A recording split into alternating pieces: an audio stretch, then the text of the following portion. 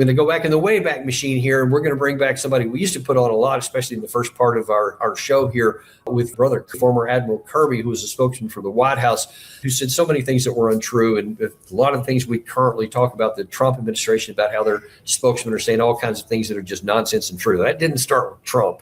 It was definitely going on during the Biden administration a lot. Here is Admiral Kirby when he was first asked about this Russian report that they had seen a bunch of American biolabs in Ukraine.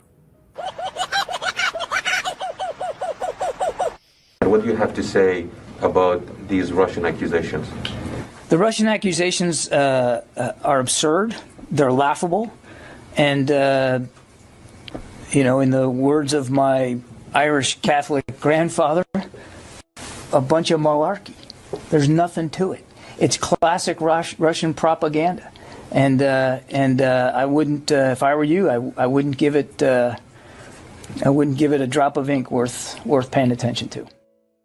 Wouldn't give it a drop of ink worth paying to. Nothing to see here, folks. Just move along here. It's malarkey. That's one of the favorite words of the Biden administration. And he says, yeah, just Russian propaganda. Don't even worry about that. Not a shred of truth to it. Really, not a shred of truth. Now, you may recall that Congresswoman Tulsi Gabbard, or former Congresswoman Tulsi Gabbard, had put out videos on this even before the war had started, if I'm not mistaken. Certainly before she became part of the administration. She was warning about a lot of these things because there were a lot of information out there. The Russians didn't just claim this. They actually showed in some of the areas where they had captured some of these weapons, they showed a lot of physical documents from the White House. Now, we claimed all of those were fabricated, every single one of them, but they put out physical evidence that said this. And of course, it all fell on deaf ears because we don't believe anything the Russians say because, well, all of it's a lie and everything we say is the truth. That's the way we act anyway. Well, let me show you one other. There's kind of a split screen here. You're going to see Jen Psaki, who was the press secretary at the time for the Biden administration. She's going to answer one of the questions about were there any truth to this. And then you're going to see Tulsi Gabbard is going to report what she has just released. Russia has a history also of inventing outright lies like this, which is the suggestion that the United States has a chemical and biological weapons program, or Ukraine does, that they're operating. Russia is the country that has a chemical and biological weapons program. So the objective was to make clear the inaccuracy of the information, the misinformation they're trying to put out, and make clear to the world that they not only have the capacity, they have a history of using chemical and biological weapons, and that in this moment we should have our eyes open for that possibility. Today, I'm releasing new evidence of long-standing U.S. government funding of more than 120 biolabs in over 30 countries. Now, these biolabs include labs in places like Ukraine, which could be at risk of compromise due to the ongoing Russia-Ukraine war. In fact, the intelligence community had previously warned that a U.S.-funded biolab in Ukraine likely housed dangerous pathogens, as the information surrounding the existence, history, locations, and funding of these U.S.-funded biolabs has been intentionally covered up by very powerful people who falsely claimed that these biolabs didn't exist. Now, they accuse anyone who says otherwise to be foreign assets and traitors to America. So it remains to be seen. We need to certainly do a lot more investigation into this. Whatever DNI Gabbard has released, we need to look into those things and what was in those labs. We need to know if there were labs. We need to know the truth.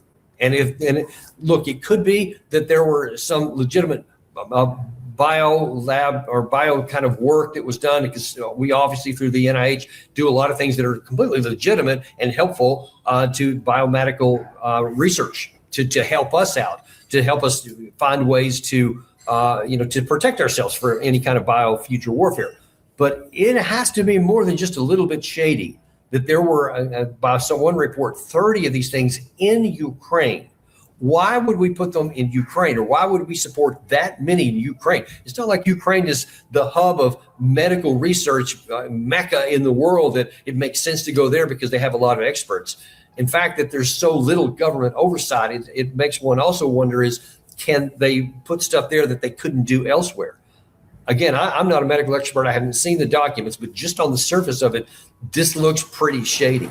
And now that we have confirmation that this was true, it's not just an allegation. And, we have to, again, genuinely do ask, why then did the Biden administration just categorically say it was all untrue and there was no truth to it? It's just Russian propaganda, it's malarkey, whatever word you want to use. And now here, apparently, government sources, government documents that existed at the time, maybe even many of them were done by the Biden administration, is now being apparently released.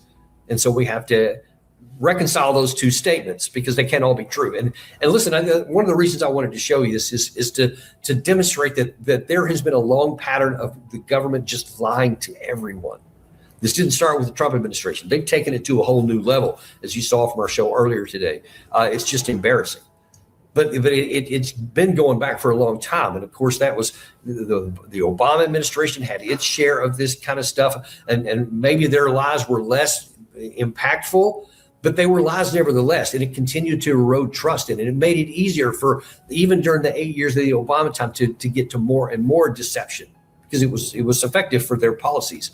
The Biden administration continued it. And then the Trump administration took it to a whole new level, like they've done it with a lot of other stuff too. Obviously, let's go back to the Bush administration, the lies that led us into the Iraq war in 2003, all kinds of other things, a lot of other accusations that we still don't have the full answers to. But these kinds of things is what undercuts any kind of trust or confidence in America by anybody. And listen, we think that because we've gotten by with this for decades and we have still been the preeminent military power, that we don't have to worry about morality. We don't have to worry about the rule of law. We don't even have to worry about simple telling the truth. Just manufacturing whatever we want to get what we want is fine. And it's ironic and perverse because when the Biden administration were telling their lies, you had so many Republicans that were, up in arms and talking about how, oh, you're lying to us, you're telling us all this stuff, it's fabricated, and we need to get back to a morality or whatever, until their guy got in, and then they supported the lies like nobody's business. At the same time, you had all the Democrats who, at this point, like the Jen Psaki's, like the Admiral Kirby's, they were all, and like the Bidens and the Obamas themselves, they were just, had no problem telling lies back then. And now then they're the ones that are pointing fingers at the Trump administration. The bottom line is, it is an American problem. And the common denominator in all of this is that anybody who's in power, no matter what party they're from, is this contempt they have for the American public. I mean, they literally consider us like mushrooms. Just feed us whatever they want to, keep us in the dark, that deal. And that's what it is. No one cares about telling us the truth anymore. No one cares about lying. And it's become so easy, so second nature to just lie up one side and down the other, to the point to where almost nothing is said is true. And the intent is always to make you, the American people, believe what they say, so that when these policies come out, which are very oftentimes as illegal and immoral as can be, is somehow in a positive light because they make you believe that it is. So it's all about deceiving you and having contempt for you, so that you don't rise up in arms, so that you don't rise up and get mad and throw them out or vote them out or whatever. So they'll lie to you less, and they see it works. Because once somebody is on a team, if you're on team red or team blue, the team leaders can realize that there is nothing that they can say that their side will not believe. And so they have no motivation, no incentive to do anything except keep lying. That's where we are as a country right now. And until we get to the point where we don't give a damn who's leading team red or team blue, that we care about some kind of integrity, this will continue and it will escalate. It's never, listen to me, it's never going to get better on its own until we, the people, finally rise up on our team. That's what's important. Republicans, you've got to stand up for the Republican lies. Democrats, you have to stand up against the Democratic lies. That's where it's got to start. That's why it's hard. And that's why you're viewed with such contempt, and why they're mocking you by continuing to do it, because it works. Because they see that we're so intent on supporting our team and hating the other team, and vice versa, that we'll listen to the lies and accept them, and then call out the other side as being the ones that lies. Until we call our side out, this kind of stuff is going to continue on. And they'll just keep lying as easy as water out of a glass, just pouring water on a glass, that hard. They'll just keep doing it. until we finally say, no, that's it. We're done here. And it's got to start blue on blue and red on red. Until that happens, folks, just continue to be part of the mushroom farm, because that's kind of where we are. That's our word for the day, folks. And my advice to you is to tell these people to shut up and start telling the truth, or vote your guys out. Red, vote your guys out if they're not telling the truth. Blue, vote your guys out if they're not telling the truth. It's time that we stand up, because the people do still have power. That's why they keep telling the lies. You understand that.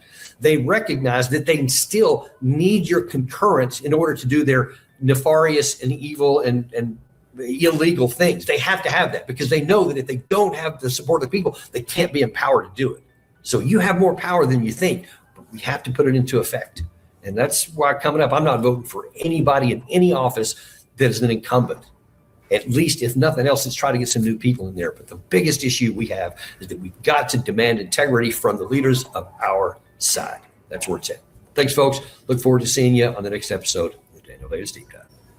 Don't forget to tell your friends, the ones that love to listen to podcasts. Get them to add Daniel Davis Deep Dive to their podcast list. They need to know what you know. They can get it to where they already get their podcast. You just got to tell them.